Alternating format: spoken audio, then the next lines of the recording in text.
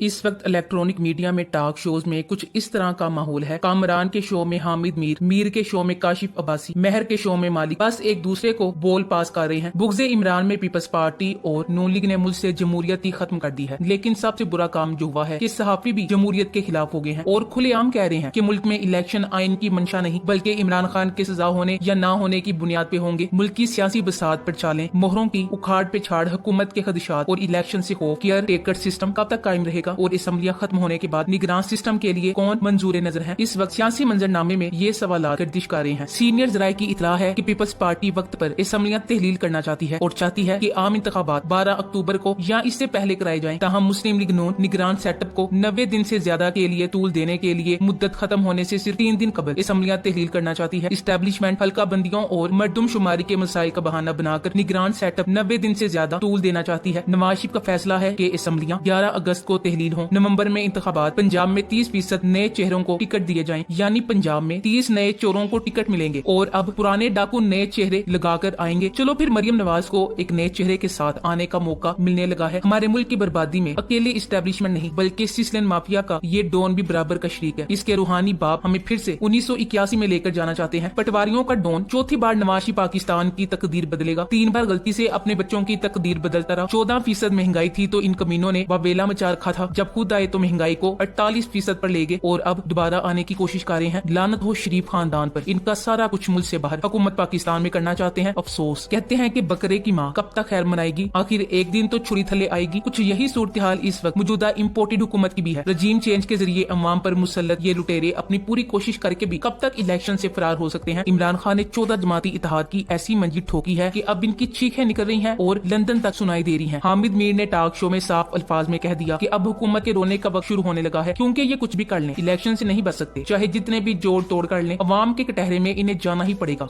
Resolve नहीं करेंगे क्योंकि 12 अगस्त की रात को रात 12 बजे जो कौमी असम्बली का टेन्योर है वो खुद ब खुद खत्म हो जाएगा।